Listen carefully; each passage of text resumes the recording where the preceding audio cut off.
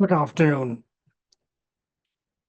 This is a presentation on hypertension, its diagnosis, its treatment, and also accepted treatment in the modern 2024 organized societies. Hypertension is an important chronic disease and has been treated quite well over a long period of time with intermittent grades. So I'm hoping to revise for you the updates relating to 2024 and early part of 2025. Hypertension is well known to you, and how best you treat reflects on how satisfied your patients are and how methodical you are in updating yourself with changing and new guidelines. So I'm going to now start with my presentation. So we are now talking about hypertension, and this is something which relates to updated guidelines from International Society of Hypertension, Joint National Committee of the Eighth Term of WHO, American Medical Association, Joint British Society 2 of UK with British Hearts Hypertension Society, and various trials which have gone on under this umbrella, and also National Institute of Health and Care Excellence guideline number 136, which had originally been published in 2019 and then revised in 2023 and has now been reviewed again a few months ago. So the important thing is to give a definition to hypertension. And the consensus talks about different parts of hypertension and different ways of treatment, and more in line with what medications need to be used. But in general, hypertension is a level of blood pressure associated with a significantly increased risk of cardiovascular disease compared to the population, and one that is likely to benefit from treatment. And obviously, it's not new to you. You've been managing hypertension for a long period of time, quite successfully.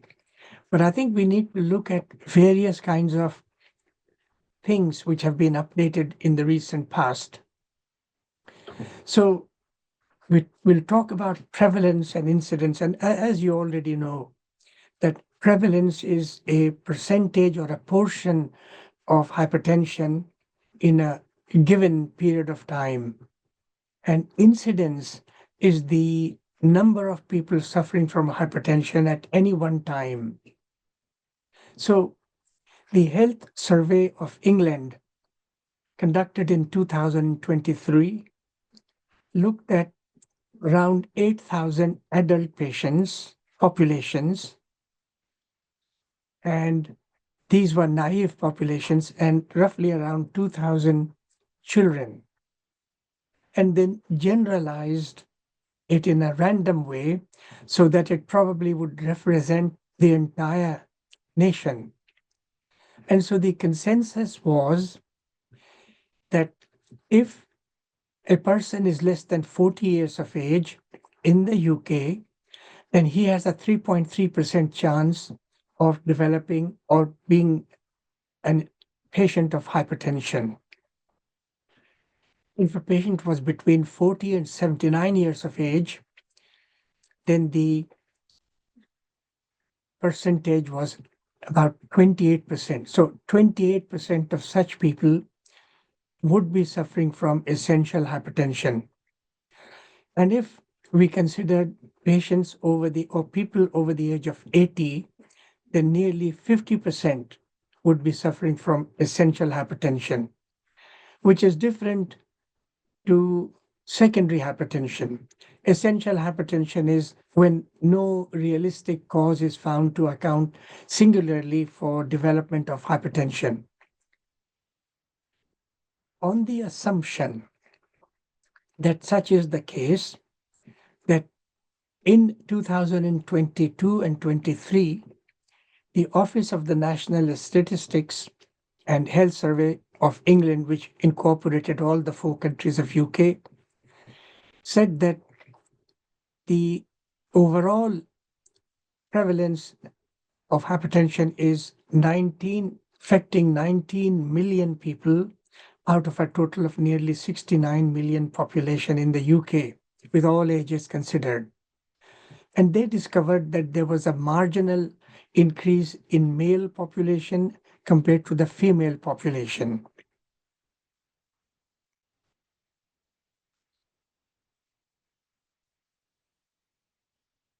And now if we look at the trend of aging in respect of blood pressure measurements, then you'd find that the systolic blood pressure is a part of aging, and this has a linear increase over time. And this is mainly because of atherosclerosis and also arterial stiffness due to placement of elastic fibers with collagen rigid fibers. It's a linear relationship.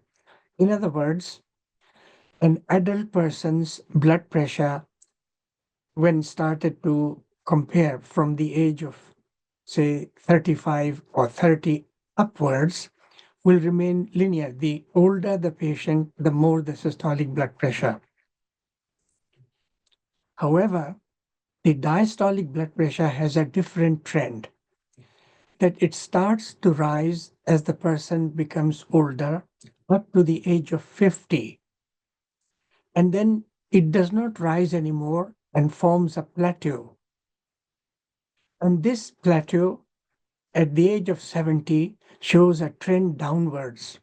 In other words, the blood pressure in diastolic terms will go up, and then there's a slight plateau here, and then it begins to fall. So as the person is aging, the systolic pressure continues to go up. The diastolic blood pressure at this stage comes down. So the gap between the two widens, and this gap is the pulse pressure. And in the same way, we will be talking about the J-shaped curve in a minute. But then there is, in terms of hypertension prevalence and incidence, a rule of halves is applied, which means 50% of the patients who are diagnosed with hypertension will have around 50% which have remained undiagnosed, and of the diagnosed hypertensives, only 50% receive appropriate treatment. So we'll look at the J-shaped curve in a minute.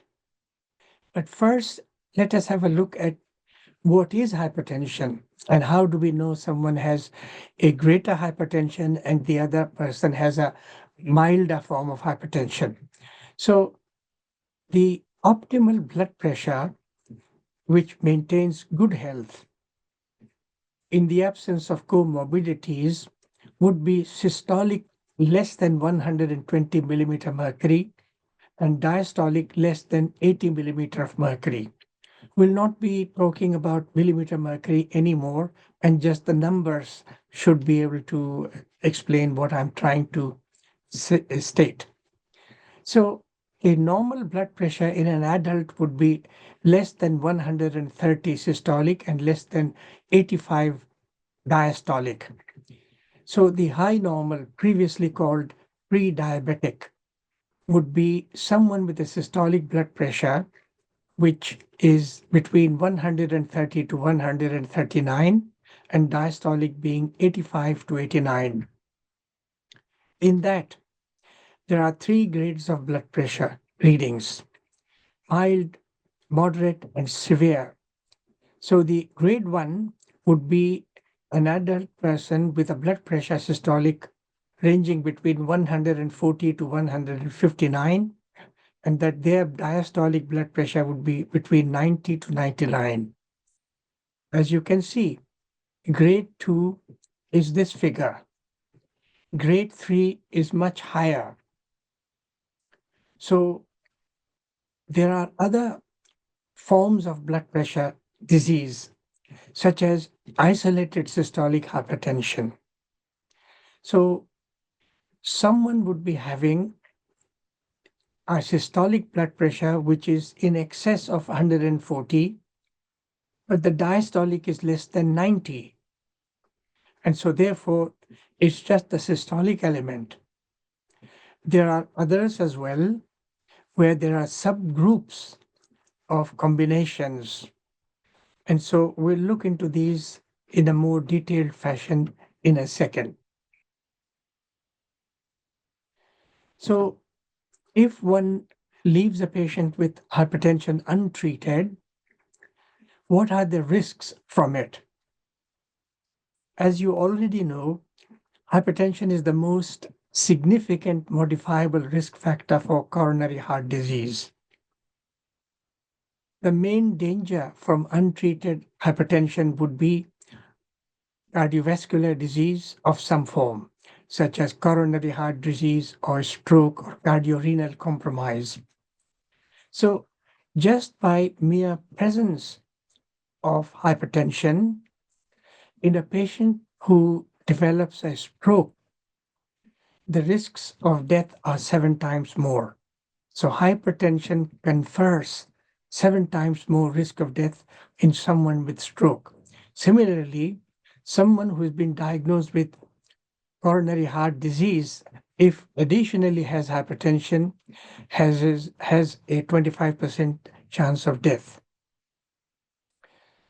The hypertension increase and coronary heart disease worsening have a linear relationship.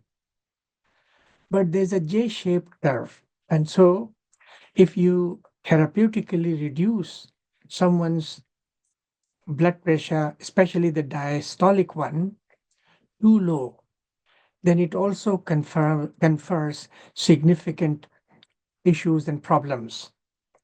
And this is because the heart pump perfuses the heart slightly differently to other important organs such as brain and kidneys and the rest of the body. So, in other words, when the cardiac systole occurs, blood rushes into renal arteries, cerebral circulation, and so on. But when the heart is in a phase of diastole, that is when blood goes through the coronary arteries to the myocardium and all parts of the heart. So heart is perfused through coronary arteries in diastole. If someone has office hypertension, white coat hypertension, and they are reading at home during the self monitoring phase, suggests the self monitoring phase suggests normal levels, but the office reading or when the person is stressed, then they have white coat hypertension. And numerous researchers suggest that patients who suffer from white coat hypertension have insulin resistance, and in 5 years' time, the white coat hypertension develops into essential hypertension. And white coat hypertension itself increases the stroke rate by 50% and congestive cardiac failure also by 50%. So white coat hypertension is not benign. Diastolic blood pressure is the best predictor of coronary heart disease in people who are less than 50 years of age. Sorry. Systolic blood pressure and pulse pressure are the best predictors of coronary heart disease in 60 plus. And this was seen in the Framingham study. So, what would be the consequences of untreated hypertension? Hypertension, even if it appears to be asymptomatic, it is never benign because silently it would be causing end organ damages such as damage to the heart, to the brain, to the kidneys, and other viscera. So, with untreated hypertension, as it increases in respect of blood pressure number, there is increased peripheral resistance. And to allow for an improved circulation, the heart rate goes up. So, increased peripheral resistance and increased heart rate physiologically lead to increased cardiac output. And if the cardiac output is increased in a sustained fashion, it would produce left ventricular hypertrophy, and that itself will cause reduced perfusion, leading to ischemic heart disease and possibly to left ventricular failure or left ventricular with reduced ejection fraction. In the old days, that used to be called congestive cardiac failure. So, untreated hypertension will lead to end organ damage. The cardiac damage manifestations are angina pectoris and myocardial infarction. Cerebrovascular problems would be transient ischemic attack, transient global amnesia, stroke, vascular dementia, and encephalopathy. The other problems of untreated hypertension would be other forms of end organ damage, and that would be renal failure, retinopathy, increase in the diameter of abdominal aortic aneurysm, and peripheral vascular disease. A myth has always remained with general public that hypertension causes headache, but this is unproven. However, observational studies have suggested that when the systolic blood pressure exceeds 200, there is usually some headache complained of. So, how does one assess the degree, the complication, and also methods of offering lifestyle intervention in respect of hypertension? So, the clinical assessment requires a current history from the patient in respect of their symptoms and a list of their comorbidities with whether they have increased or decreased. And this will include important aspects such as cardiovascular disease, diabetes, and hyperlipidemia in the past, family history of such illnesses, and social history in respect of alcohol intake of caffeine, and atmospheric pollution. Surprisingly, smoking neither causes nor worsens nor improves hypertension. However, smoking has a lot of other complicating problems, as you already know.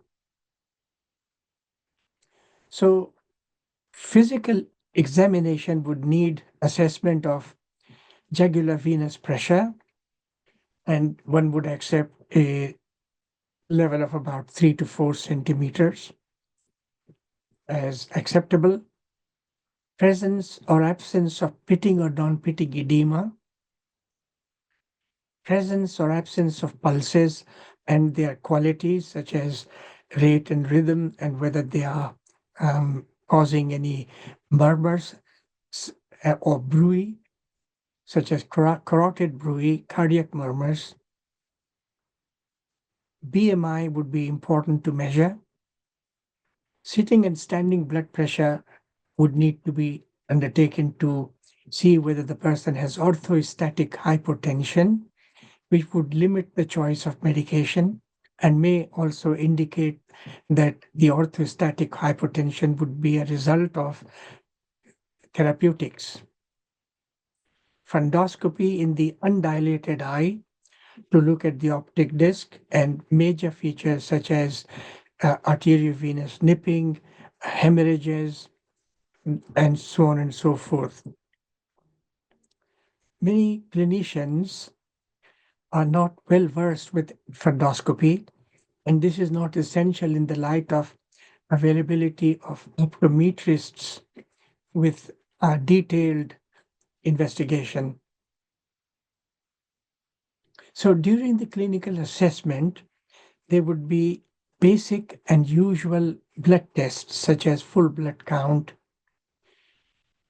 urea and electrolyte, including measurement of creatinine and EGFR, HbA1c,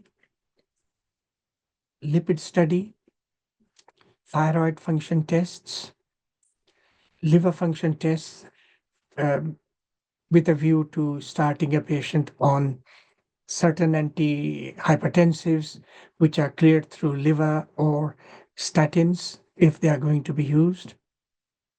So, blood tests, urine tests to see whether there is blood, protein, etc. present, and 12 lead ECG, which is commonly available in the primary care and, of course, also in the secondary care. Sorry. Based on such a clinical assessment, the Q risk 3 of risks to the patient with the underlying findings in 10 years is assessed.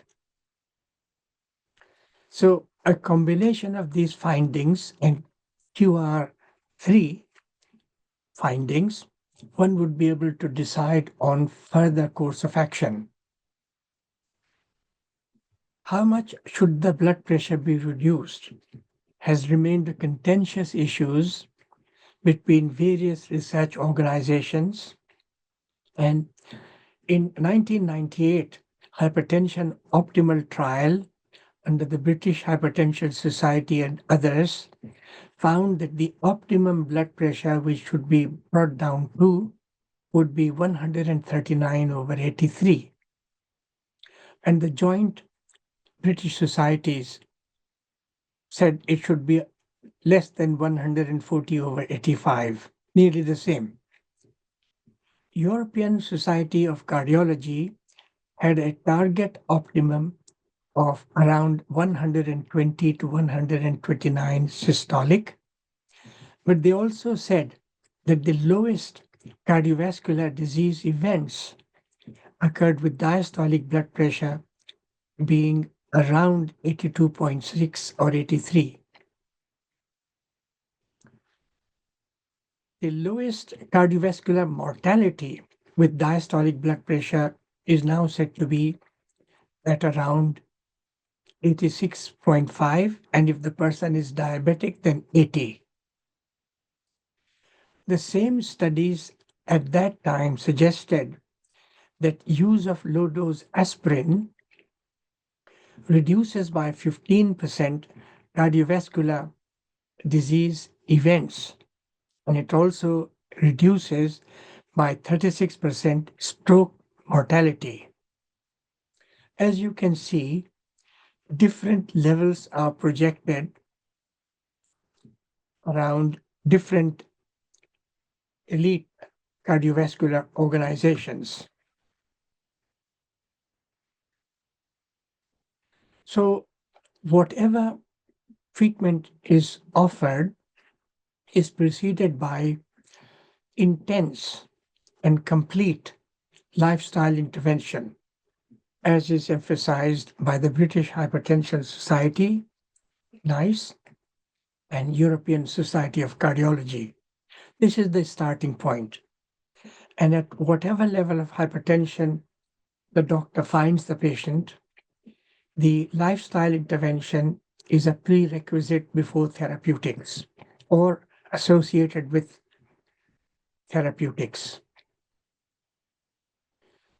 So the other aspects of lifestyle intervention would be smoking cessation does not contribute much towards improvement of hypertension, but it does reduce cardiovascular disease risks. Alcohol. I need to remind myself that 1 unit of alcohol has 8 grams or 10 mils of pure ethanol. And with that in mind, a pint of lager, beer, or cider has 2 units. And the general advice now in lifestyle intervention from almost all elite organizations is that the patient should be advised to drink, if they have to drink, less than 14 units per week, and that red wine does not help. Research tells us that 175 milliliters of wine, which is equivalent to 13% of alcohol, is of 2.3 unit strength. Ideally, both smoking as well as alcohol should be avoided. Weight control. A 10 kilogram weight loss will reduce the systolic blood pressure between 5 to 10. And this is particularly when oily fish and use and replacing saturated to unsat fat is attempted. In the current days, the role of GLP-1 agonist, such as injectable agents to bring down weight, is becoming increasingly popular. The BMI should be at the normal range of an adult between 18.5 to 25 BMI, with waist circumference in female of less than 80 centimeters and in male less than 94 centimeters. Exercises of an aerobic nature get the best results, such as cycling, swimming, or brisk walking. So the cumulative exercise in a week of 7 days should be around 150 minutes. And these lower by 6% the risks from cardiovascular disease. Research does not show objective benefits with practices of yoga, stress management, taking of supplements or biofeed. So they have no objective benefits shown. Table salt reduction, sodium chloride reduction is very good and should be kept down to below 6 grams per day. And salt reduction works well and best in the Black and the elderly population or in patients with diabetes or CKD. So, what is the guidance about treatment as one sees with British Hypertension Society or NICE? With step one, where the systolic hypertension is between 140 to 159 and diastolic is 90 to 99, the ideal treatment is ACE inhibitors, especially with patients with diabetes or who are under 55 and not blacks. In this respect, the word black population refers to African and Caribbean populations, and it does not include Chinese, Asians, or South Asians. And if the patient is intolerant to ACE, then the guidance is to use angiotensin receptor blockers or people who are under 55. Calcium channel blocker for patients over the age of 55 who have no diabetes or for blacks who have no diabetes. Thiazide is recommended if calcium channel blocker is not tolerated or if there is evidence of CCF. But diuretics should not be changed if a patient is already on one. Step 2.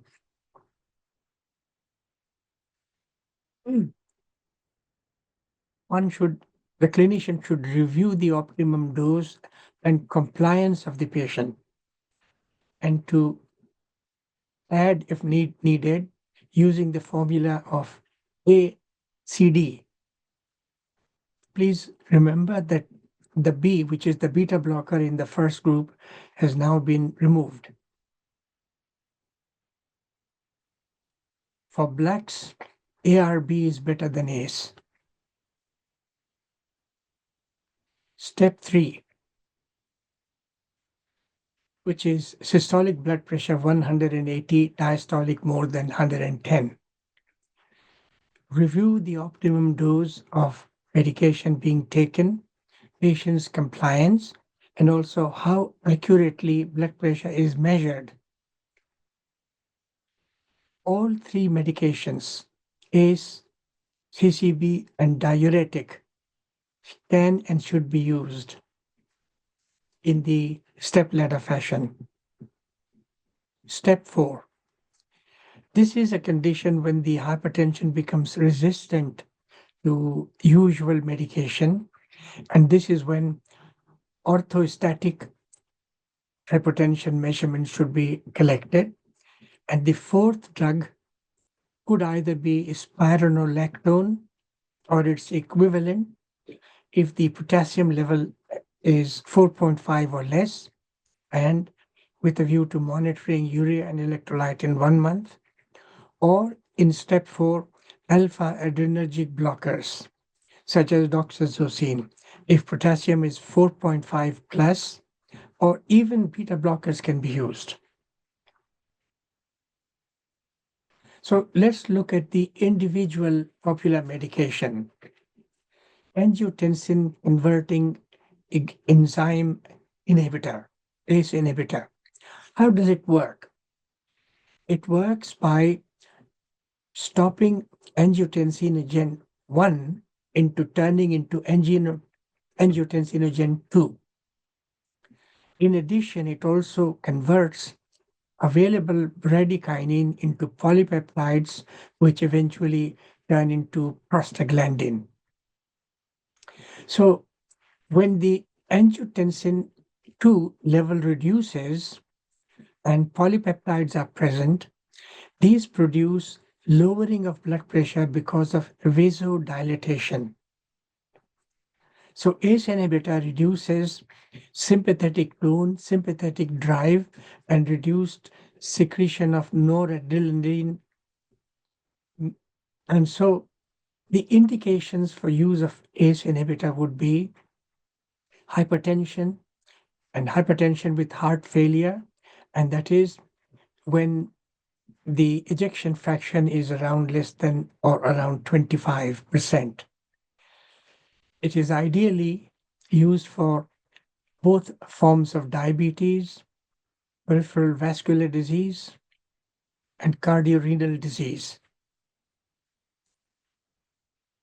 It used to be the gold standard in eligible patients, but since 2022, based on the researches and compilation of data by the European Society of Cardiology, Entresto has now replaced ACE inhibitor as gold standard.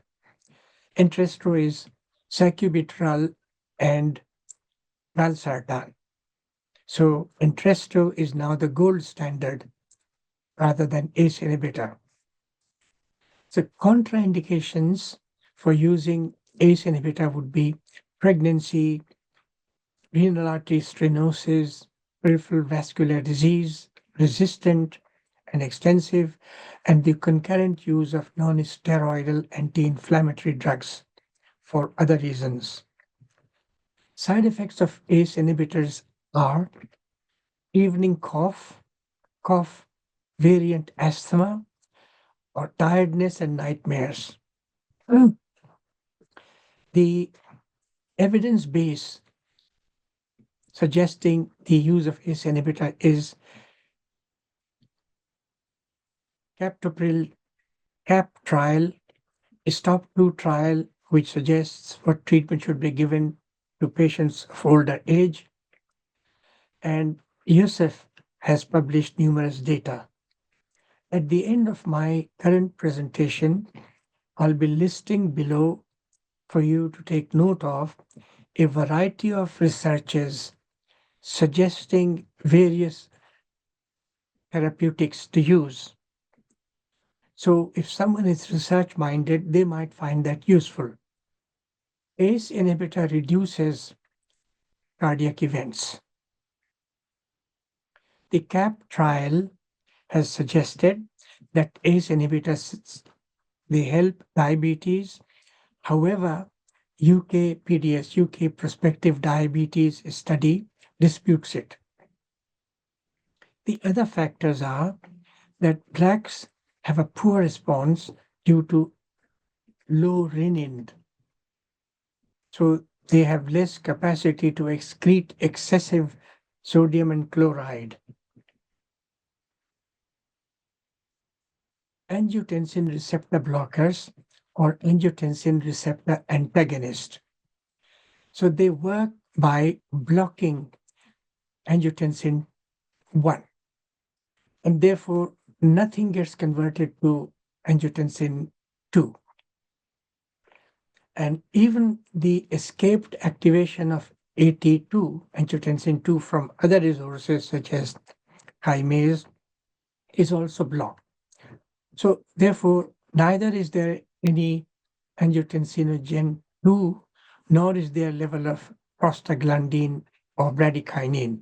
So they are best used when someone is intolerant to or shows intolerance to ACE inhibitor, and they work well with heart failure, offer renal protection, and various researchers have shown that clearly. The contraindications are similar to ACE inhibitor, such as pregnancy, renal artery stenosis, peripheral vascular disease, and concurrent use of NSAID. Side effects are similar as well. The evidence which comes to support ARB is from Life, Hope, New England Journal of Medicine researchers, and I'll be giving you a full list. It is also good with newly diagnosed diabetes and left ventricular hypertrophy. And such researchers mention that this losartan is better than atenolol with low cardiovascular events. As a result of the combination of life and hope studies, beta blocker has been removed from the first list. Calcium channel blockers. The examples are amlodipine, lercantapine, and so on. It blocks the entry of calcium in muscles, including entry of calcium in tunica media. There are two varieties. Dihydropyridine calcium channel blockers cause reduced contractility and reduced tone in the arteries, leading to vasodilatation. And when there is vasodilatation, the pressure reduces, there is low blood pressure, and reflexly, cardiac output increases, and so does the heart rate.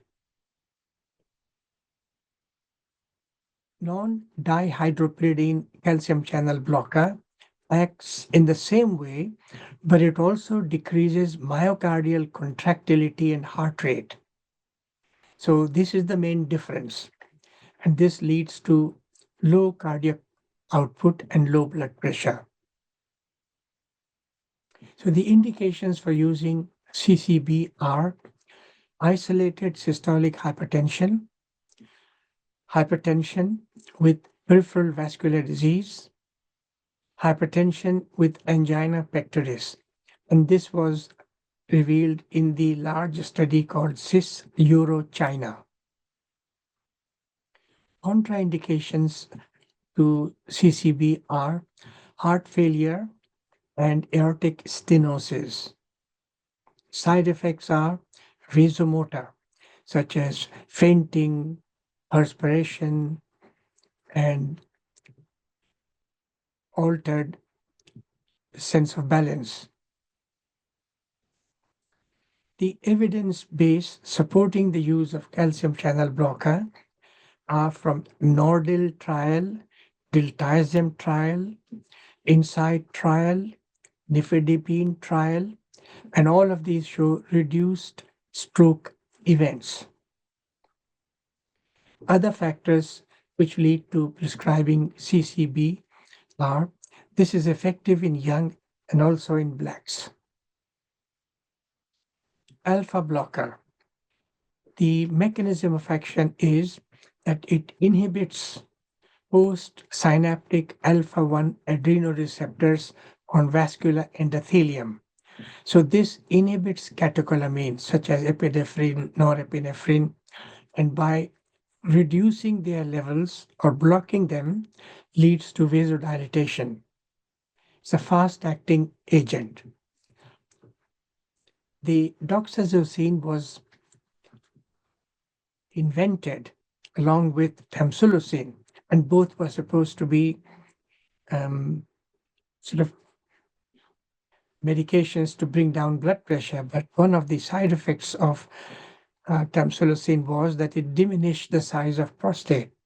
From then onwards, doxazosine remains as an antihypertensive, and tamsulosin is no longer used as antihypertensive but as an agent to reduce the size of prostate.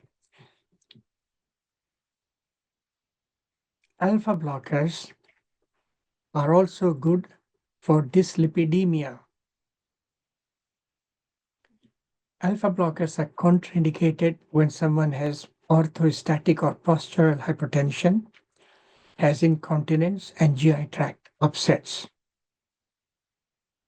The evidence base does not have good trials in support, and it was withdrawn in all hat trial, but in ASCOT it was used, but in a limited sense. This will be very clear when you look at the research data. Thiazide. The mechanism of action is to inhibit distal convoluted tubule from reabsorbing sodium and chloride with its co-transporter. So there is abundant water and sodium loss to the extent that there would be 15% reduction of extracellular volume. So extracellular volume is also intravascular volume. And when this occurs, then the cardiac output and peripheral resistance and pulse rate increases. It leads to resetting of the baroreceptors present in carotids as well as in pulmonary artery receptors. So therefore, blood pressure management is changed when thiazide is used. It is still used as first line in the elderly, which means 80 plus, but is contraindicated with presence of gout, acute renal failure, pregnancy, and when there is concurrent need for using NSAID. Side effects are erectile dysfunction, but this was disputed in Tom's study, dyslipidemia, which is promoted, and diabetes, which is increased. The evidence base in support of using thiazide comes from STOP 2 trial, CAP trial, and MRC trial. It works well in old and in blacks. Beta blocker. The mechanism of action is it reduces cardiac output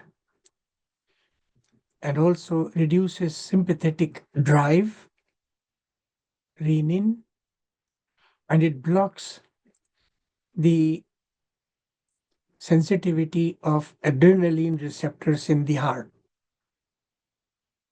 Indications are hypertension and ischemic heart disease, angina pectoris, or myocardial infarction.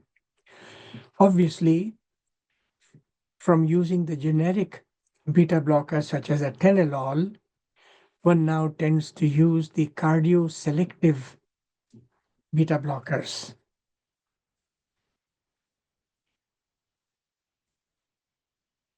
Contraindications are asthma, probably COPD, heart failure, and peripheral vascular disease. In peripheral vascular disease, it takes away from the collateral circulation, which is necessary to keep the ischemic limb or organ functioning, and takes it into the central pool. So it steals blood from the collateral vessels, and that's why in peripheral arterial disease it is avoided. Side effects of beta blocker are erectile dysfunction, as seen in the MRC trial and TOMS trial, and general symptoms of intolerance. Evidence base for using it come from STOP 2, CAP, MRC, HAPPY, and UKPDS trials. Other factors in support are it's more effective in young Caucasians and if they have resting tachycardia. The cardioselective beta blockers are no longer atenolol, but others more selective in their action, such as carvedilol and so on. So, what is the best regime then?